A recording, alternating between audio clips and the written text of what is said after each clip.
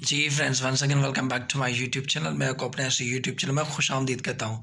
जैसा कि जानते हैं कि सिंध पब्लिक सर्विस कमीशन ने लेक्चरशिप की कुछ पोस्ट अनाउंस की थी और उस पोस्ट के अंदर इंग्लिश की भी थी और उस इंग्लिश में इंग्लिश लिटरेचर भी था और लिंग्विस्टिक्स भी था। क्योंकि जब आप यहाँ के सिंध के, तो आपको पता है कि यहाँ पे दो डिपार्टमेंट होते हैं। एक के अंदर मास्टर या बीएससी का जो प्रोग्राम होता है वो लिटरेचर के अंदर होता है, दूसरा जो होता है वह लिंग्विस्टिक्स में होता है। लेकिन ये जो पोस्ट उन्होंने अनाउंस की, उन्होंने कहा है कि वो 30 सवाल इंग्लिश लिंग्विस्टिक्स के देंगे, 30 क्वेश्चंस इंग्लिश लिटरेचर के देंगे, 30 क्वेश्चंस इंग्लिश के देंगे और 10 जनरल नॉलेज से देंगे।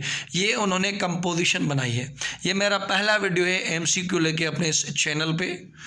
अगर यहाँ पे इस लिंग्विस्टिक्स पे फीड पे इस वीडियो पे अच्छा रिस्पांस आता है तो मैं वो ज़ाहिर होगा आपके कमेंट से, आपकी लाइक से, आपके शेयर से। अगर ये वीडियो ज़्यादा इस पर कमेंट्स, लाइक, शेयर्स आ जाते हैं तो मैं इसके पार्ट 2 भी बनाऊंगा और जो इंपॉर्टेंट एमसीक्यूज़ होंगे लिंग्विस्टिक्स के मैं आपसे शेयर भी करूँगा और उनके वीडियोज़ भी बनाऊँगा। फिर मैं लिटरेचर भी कवर करूँगा और जो इंग्लिश का पोर्शन है वो भी कवर करूँगा। फ़िलहाल ये डिपेंड करता है इस वीडियो की सक्सेस पे। ये पहला वीडियो है, मैं इस पर बना रहा हूँ। तो हम बात करेंगे most important and repeated MCQs of linguistics. अगर आप बेसिक से पढ़ें, आपका लिटरेचर का बुनियाद है, अगर आप लिंग्विस्टिक्स में आपको मुश्किल हो रही है तो ये वीडियो आपको बहुत फ़ायदा देगी और आप यहाँ से समझेंगे। तो मैं इस चीज़ को कवर करता हूँ। The journal study of characteristics of speech sound is called phonetics. देखिए फोनेटिक्स क्या होती है, जब आप जो मैं ये जो लैंग्वेज बात कर रहा हूँ और जो लैंग्वेज आप सुन रहे हैं, जो आवाज़ वगैरह, तो उन जो हम आवाज़ निकाल रहे हैं उसको हम कहते हैं फोनेटिक्स। तो इनकी स्टडी को कहा जाता है फोनेटिक्स। जो साउंड्स होते हैं, जो मैं ये बात कर रहा हूँ, आप सुन रहे हैं, इनकी स्टडी को, आवाज़ के, उनको कहा जाता है phonetics. Study of characters of speech sound. देखिए डिफरेंट लैंग्वेजेस होती हैं लेकिन जो साउंड होते हैं वो सेम होते हैं। जैसे ये किसी भी और लैंग्वेज में हो सकता है, सिंधी में भी, इंग्लिश में भी, उर्दू में भी, पंजाबी। तो डिफरेंट जो साउंड होते हैं डिफरेंट लैंग्वेजेस के, उनको कहा जाए phonetics. The study of the movement of the speech of organs in articulation of speech और the study how the speech sound are made is called articulatory phonetics. क्योंकि phonetics के तीन जो है वो ब्रांचेस हैं। फोनेटिक्स जब आप स्टडी करोगे, फोनेटिक्स क्या है? Study of the sounds. Articulatory phonetics क्या है? ये जब जिस तरह से मूवमेंट होती है स्पीच की और जो ऑर्गन्स उसमें यूज़ होते हैं जिस तरह से इन्वॉल्व होते हैं। जैसे अगर मैं कह रहा हूँ काम, रान, तो जो मेरे ऑर्गन्स इसमें इन्वॉल्व हैं और जिस तरह से मैं इस आवाज़ को निकाल रहा हूँ, इस स्टडी ऑफ फोनेटिक्स को कहा जाता है आर्टिकुलेटरी। देखिए साउंड से रिलेटेड है तो फोनेटिक्स है, ठीक है ना। और जिस तरह से वो प्रोड्यूस हो रही है, उसकी मूवमेंट हो रही है और जो ऑर्गन्स इन्वॉल्व हैं उनको हम कहेंगे आर्टिकुलेटरी फोनेटिक्स। सेकंड क्या है? The study of physical properties of sounds language. जब हम लैंग्वेज की फिजिकल प्रॉपर्टीज, खास करके साउंड की लैंग्वेज फिजिकल प्रॉपर्टी जो होते हैं, उनको हम कहते हैं अकॉस्टिक फोनेटिक्स। मूवमेंट के हिसाब से उनकी मूवमेंट ऑफ स्पीच कौन में कहाँ आ जाएगी? Articulatory phonetics. फिजिकल प्रॉपर्टीज़ के रफ है, स्मूथ, उस हिसाब से तो वो हो जाएगी अकॉस्टिक फोनेटिक्स। यहाँ पे क्या है? Study of the perception of speech sound is called auditory phonetics. तो फोनेटिक्स 3 थे। एक था आर्टिकुलेटरी, आप किस चीज़ को किस तरह से प्रोनाउंस करो, ठीक है, इस आवाज़ को। दूसरा था अकॉस्टिक फोनेटिक्स। अकॉस्टिक में ये था कि उसकी फिजिकल प्रॉपर्टीज़।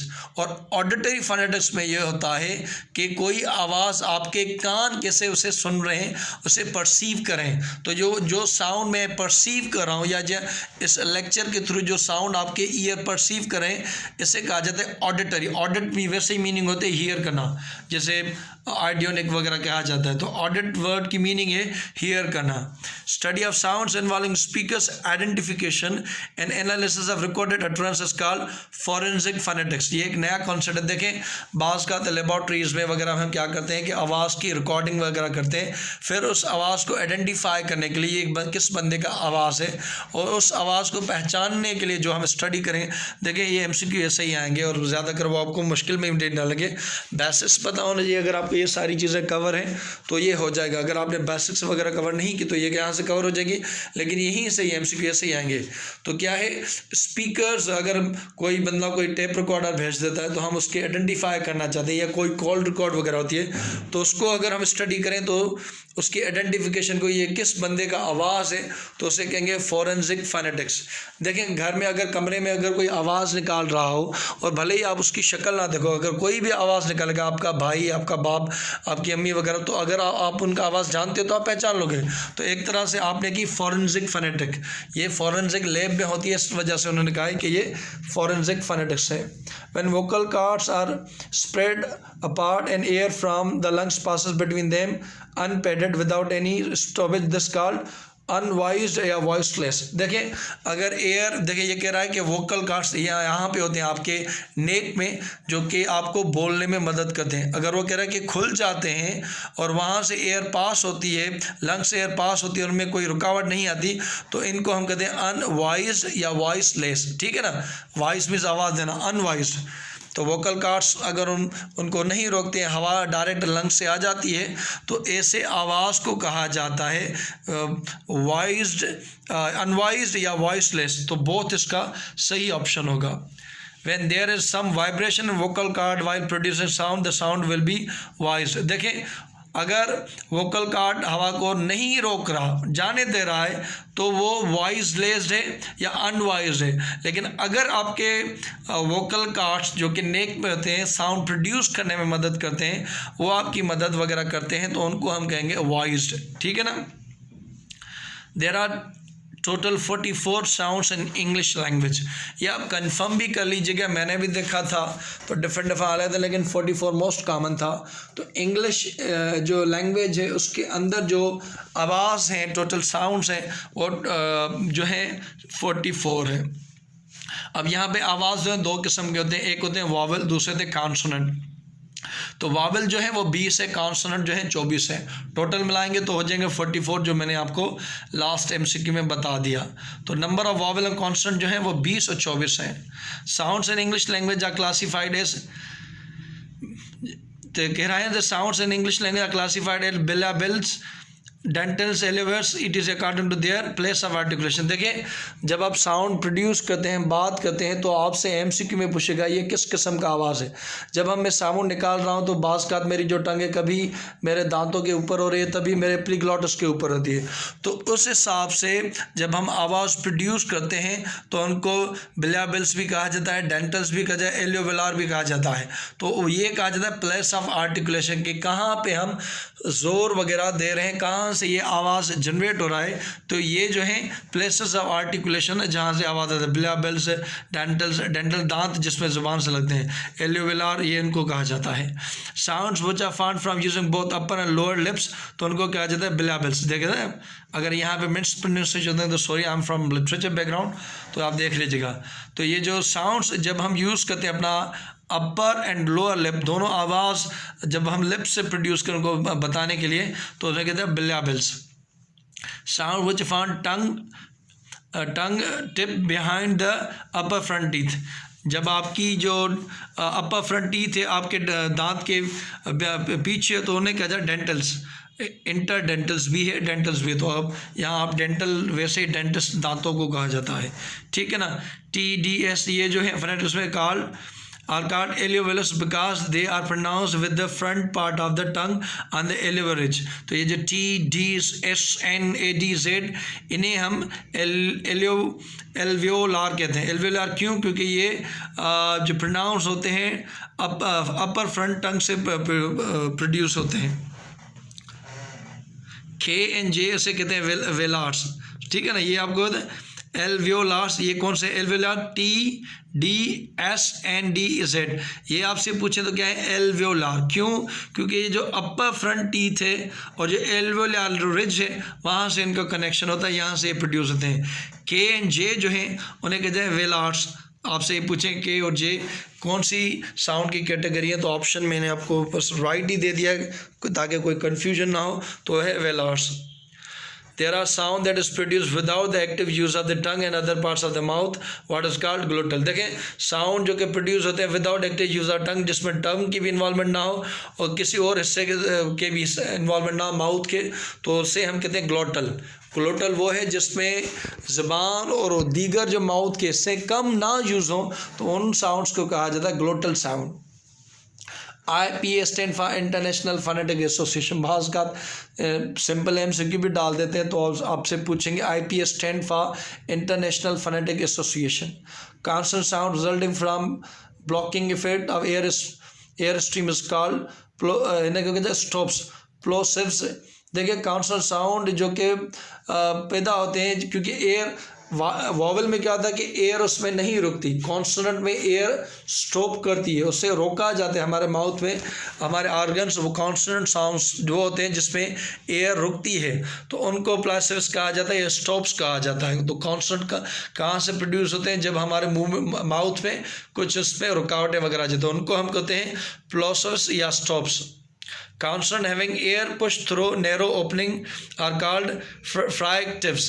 तो कॉन्सोनेंट जो कि having air push through narrow opening, बिल्कुल नैरो ओपनिंग जो जब आवाज़ प्रोड्यूस करें और उनकी ओपनिंग भी बिल्कुल नैरो हो, और उन कॉन्सोनेंट को कहा जाता है फ्रैक्टिव्स।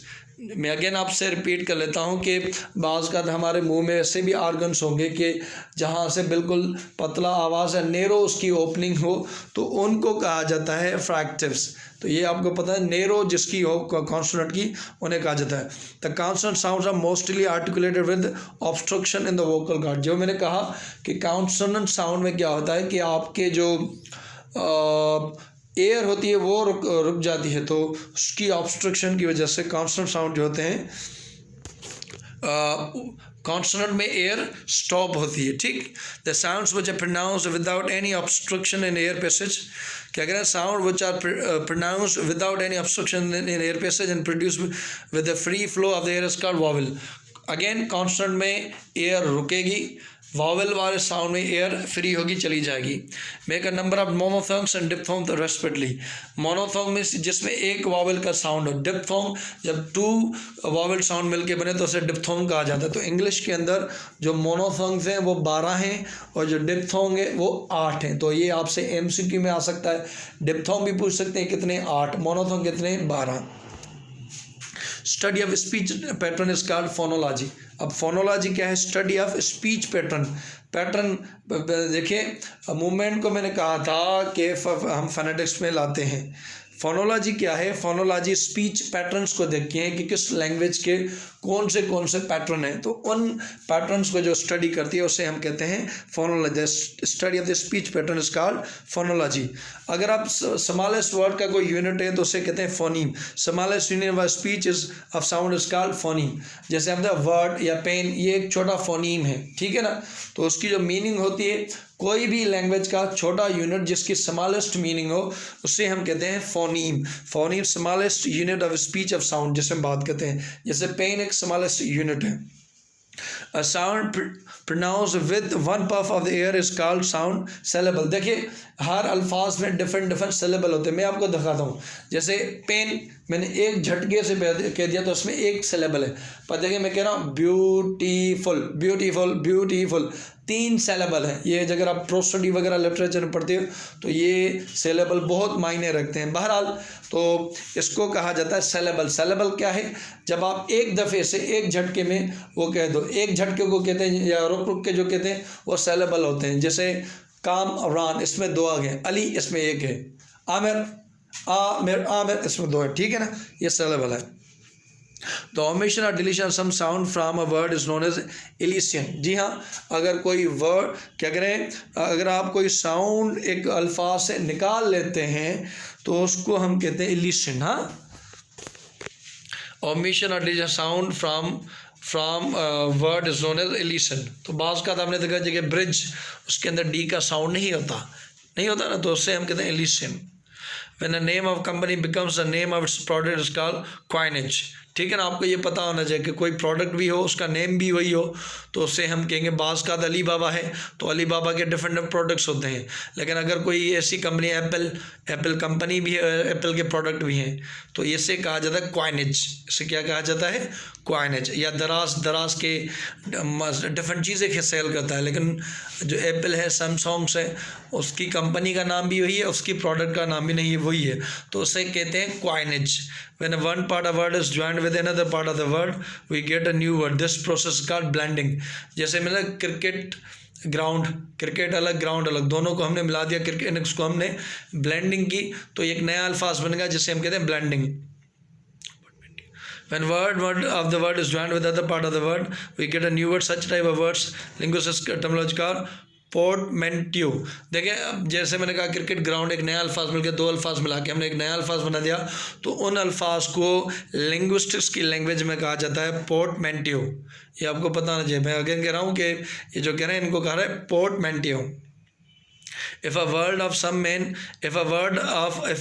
of more than one syllable is reduced to a shortened form, फिर लेबोरेटरी को हम लैब कहते हैं, गैसोलाइन को गैस कहते हैं, एडवर्टाइजमेंट को एड कहते हैं। तो इस प्रोसेस को लिंग्विस्टिक्स में क्या है? क्लिपिंग। वैसे भी क्लिपिंग मीन्स काटना, ठीक है, क्लिपर होते हैं ना, तो कोई चीज़ को तो उससे कहते हैं काटना।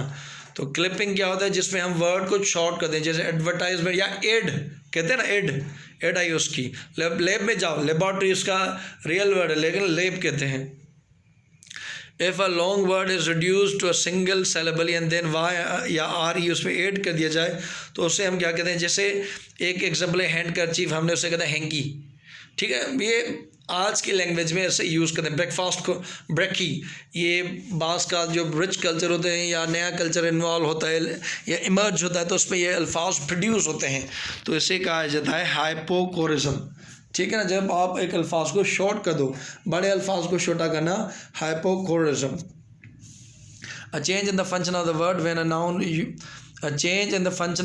a noun is used as verb, or verb used as noun is called conversion। देखें, बाज़ का नाउन वर्ब जो होता है, जो वर्ब होता है वो नाउन भी हो सकता है, और वर्ब जो है वो, और नाउन का भी वर्ब भी हो सकता है। तो इस चीज़ को क्या कह सकते हैं? मीन्स वर्ब जो है उसको नाउन की जगह पे यूज़ करें और नाउन को वर्ब की जगह पे यूज़ करें, तो इसे कहा जाता है कन्वर्जन। जैसे नासा, नेटो, यूनेस्को, इनको क्या कहा जाता है? इसको कहा जाता है एक्रोनियम्स। एक आपने सिनोनिम सुनेंगे, एटोनिम सुनेंगे, ये एक्रोनियम्स। एक्रोनिम क्या होता है कि जब जो बड़ा लफ्ज़ हो उसके फर्स्ट लेटर निकाल के उसके वजह नासा या नेटो के क्या है? National North Atlantic Treaty Organization, United Nation Education Scientific Culture, को ऐसा कुछ इसका है, तो इसे कहा जाता है acromion. The form new words by attaching affixes with existing word is called derivation। सही, to form new words by attaching affixes with the existing word is called derivation। derivation क्या है कि जब आप एक अल्फाज में कुछ और चीज़ें डाल के कोई वर्ड्स उसके हिस्से, तो उससे हम कहते हैं डेरिवेशन। नया अल्फाज बनाए तो उसे हम कहेंगे डेरिवेशन।